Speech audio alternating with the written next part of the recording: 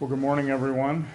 I'd like to cover a number of topics today. We have a guest, Tammy Brennaman, who's the president of the West Central Association of Realtors, is here, along with Chief Martin for a special presentation. So why don't you come up?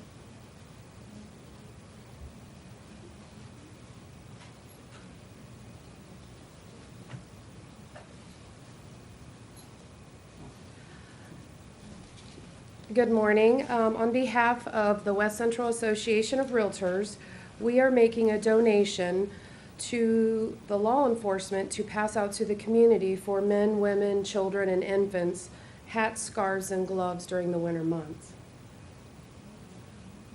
Well, I'd just like to say thank you. Again, one of the things that we stress at the police department, right beginning with our mission statement, is that we work in partnership with the community, and this is an incredible partnership. I greatly appreciate this, Tammy.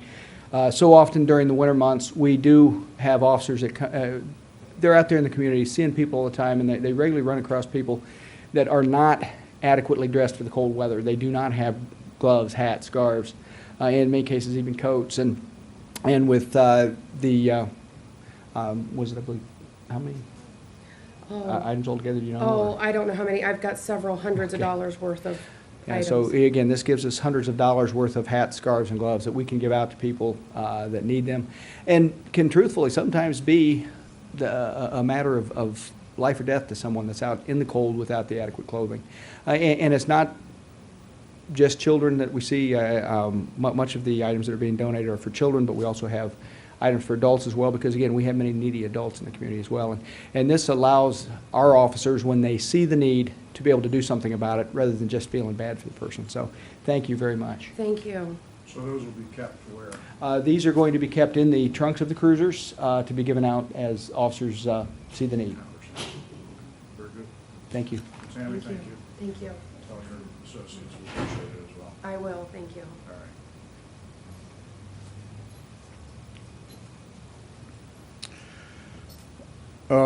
Howard Elstro is here from Public Works Department with some good news about a project we have been working on for a long time. We're taking one further step forward. Thank you, Mayor. We received great news from the Ohio Department of Transportation last week that the City of Lima East Side Grade Separation Project has been identified to receive $100,000 towards that project. Our actual request to this group was $2.75 million, and though we didn't get what we asked for, it is important. The group that we ask is the TRAC committee, stands for Transportation Review Advisory Committee, and the TRAC committee is tasked with reviewing all of the transportation projects over $12 million throughout the state of Ohio. And the City of Lima has presented to the TRAC on 4 different occasions our interest in creating grade separation at Bell Fountain or Elm Street at the I&O. As the community knows, this is has been a long historic problem for the traveling public as an I&O trains cross through there. And the Bell Fountain corridor is the main east-west arterial through our town. We have traffic tie-ups, especially when trains are either stalled or delayed on those tracks. And we have hospitals on both sides of the tracks. We have doctors, nurses trying to get from one place to the other, patients as well. And it's been quite a problem for our community. We have been in the planning process for over 12 years trying to solve this transportation issue. And as I said, we've been to the TRAC on 4 separate occasions. This is the first time that the TRAC has recognized by formally dedicating some funds to this project, the importance of this project. In all, it's a $20 million project. The $100,000 that we are going to receive through this year's TRAC funding will go towards the completion of our detailed design. Heretofore, we had about a $2 million earmark, courtesy of Congressman Oxley, that we have been using for preliminary engineering and detailed design. Once the detailed design is complete, we will be poised to ask for additional federal and state funds to do this project. The portion that we did ask for and we did not receive is the funds we need for right-of-way acquisition. So that is still a problem to solve, but the good news is this moves the project one step forward. I have with me today a rendering of what the project will look like. As I said, we've been in the planning process for quite a few years on this project. There would be a reconfiguration of the intersection at Calumet, Elm, and Bell Fountain that would actually be a roundabout traffic circle. And when trains are present, it would allow the traveling public to move to Elm Street, where the planned grade separation is now to be built.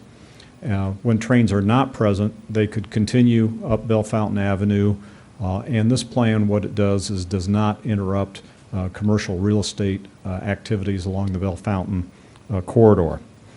So it's a great move in the right direction, and as I said, we've been on this pursuit for 12 years, and we will continue to try to find funds allocated for this purpose. Thank you. Thank you. And I should mention, with regard to this, we anticipate that at some point, if not through the TRAC, then through the federal government, that the transportation bill will get passed. And having the preliminary design, the detailed design done, then positions us to be able to compete for funding through that source. So it's a good thing to have all of the funding in place for the balance of the engineering, because it will position us to compete at that point. Gary Shealy is here as well, Utilities Director, to talk about our startup with the new garbage and refuse contract. Gary? Thanks, Mayor. I think the community and folks are aware that we started with Allen County Refuse as our garbage and refuse contractor on December 1st. We're coming up on the 30-day experience under that contract. Whenever you have changes in service, there are already things that you have to adopt to, and issues come up. Overall, the service has been very efficient.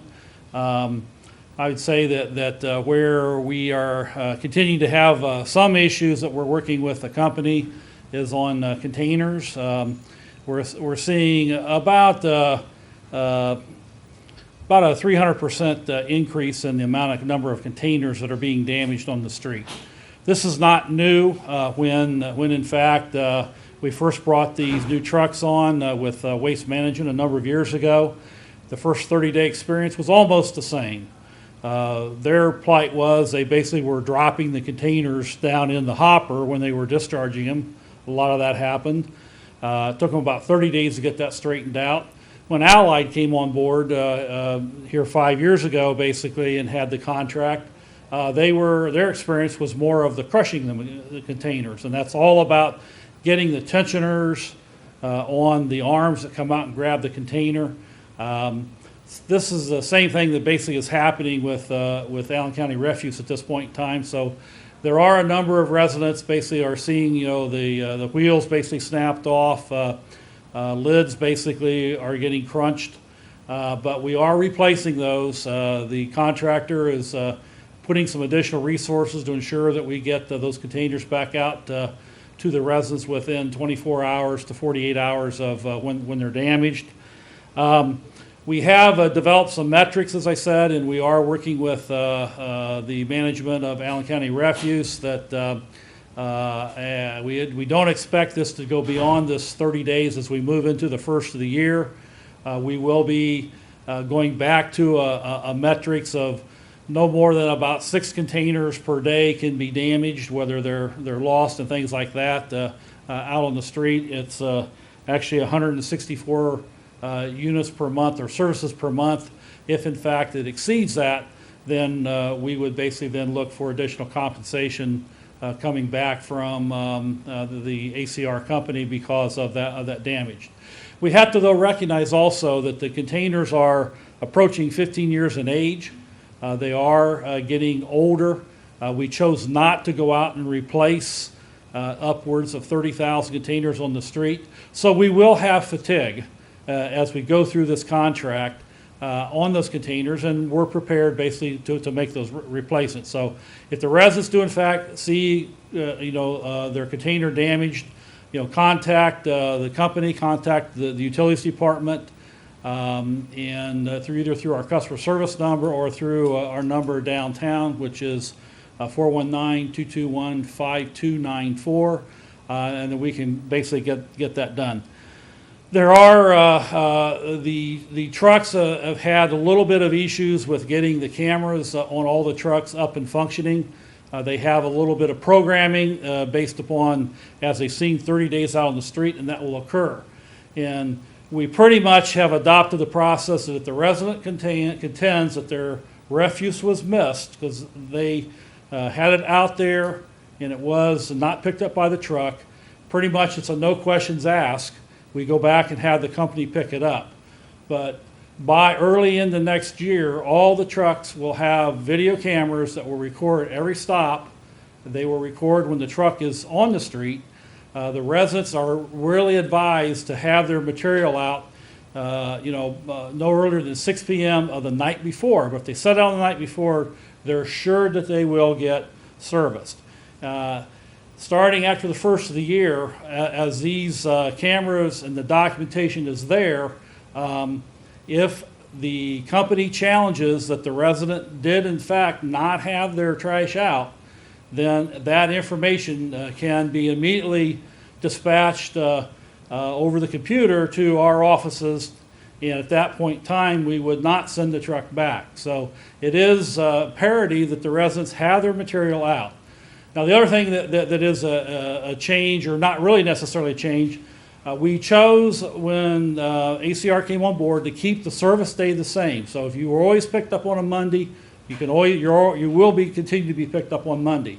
The time the truck comes down your street though can change, and there are 3 vehicles through the summer months. There's a refuse vehicle, recycling vehicle, along with the garbage and recycling truck that picks up the recyclables.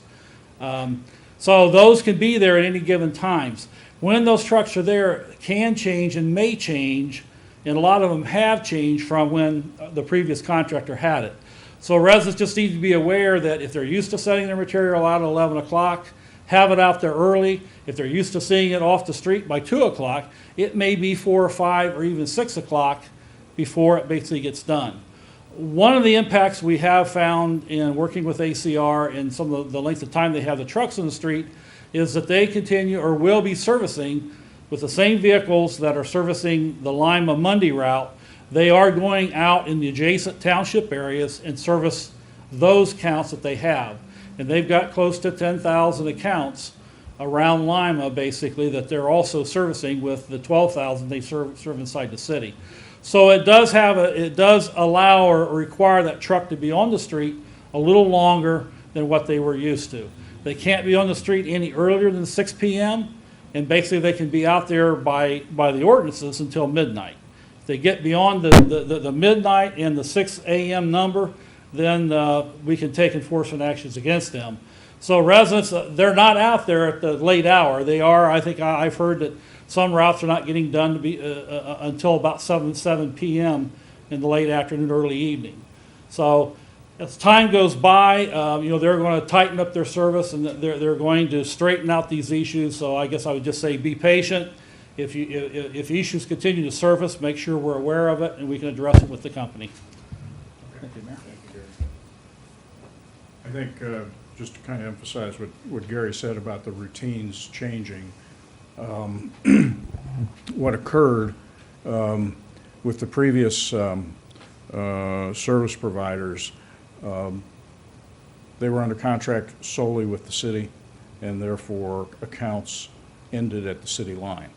So if you're on up in the north end, the Jerry Lee subdivision, for example. It's adjacent to Edgewood and a number of other neighborhoods where they are also under contract. Well, that truck that used to actually only serve within the city is now heading into the Edgewood neighborhood, which, as they do that, it means the subsequent accounts in the city drop to a later time of service. And that's happening in a number of neighborhoods. If you're on Lakewood, their accounts stretch to the American Township parts of Lakewood Avenue as well. So people throughout the community just need to get familiar with what the routine is, understand that the pickups are at different times, but they are getting around on the same date of normal service. Okay. Lastly, Assistant Fire Chief Bruce Black is here regarding the upcoming test in the fire department. Thanks, Mayor. Just a reminder, there is still a little bit of time to get your civil service application in for the entry-level position of firefighter. The Lima Civil Service Board will be holding the test Saturday, January 10th at 9 o'clock in the morning at the Veterans Memorial Civic Center in the South Hall. There's no entrance prior to 8:45 for the exam. The last day for the applications to be completed and filled out and handed in to the Civil Service Secretary's office is Monday at 4 p.m. His office is on the second floor of the Colonial Building at 212 North Elizabeth Street. Of course, the city offices will be closing today at noon. They will be open on Friday to pick up applications here at the city building between 8 and 5. You can pick up an application also at the main fire station, the central fire station at 433 South Main Street, usually between 8 and 5. But if it's after hours, that station is manned around the clock. You can ring the doorbell and we'll get you an application. Just a reminder that you have to be between the ages of 18 and 35 to, at the time of appointment to take the test. And you need to have a valid Ohio driver's license, and you have to have a high school diploma or GED. So, thank you. All right, Bruce. Thank you. Oh, you have a... Uh, Thank you. I want to encourage Lima residents who are interested in working for the Streets Division or the Parks Division to take note that the Construction and Maintenance 1 position is now being tested by the Civil Service Board for openings that will occur during 2015. The Construction and Maintenance 1 position are those people who do labor in our parks, mowing of grass, any of the construction activities that occur in the park throughout the season. Construction and maintenance workers also are the people that we see out on the snow plows, patching our streets, street sweeping, all of the maintenance functions of the streets throughout Lima. Very good paying job, $18.14 per hour. Currently, applications can be picked up either here at the municipal building at the front desk or at the Civil Service Board's office in the Colonial Building at 212 North Elizabeth Street. Applications can be picked up but must be filed by January 8th of 2015 by 4 p.m. and the date of the examination is Saturday, January 17th. So again, I encourage all city residents who might be interested in performing these tasks to apply. A commercial driver's license is required by the first day of employment. A commercial driver's license is not required to sit for the exam or to attend an interview if you do appear on the eligibility list. Thank you. Thank you. And that's all that we have for today, so we'll break down for interviews. Thank you.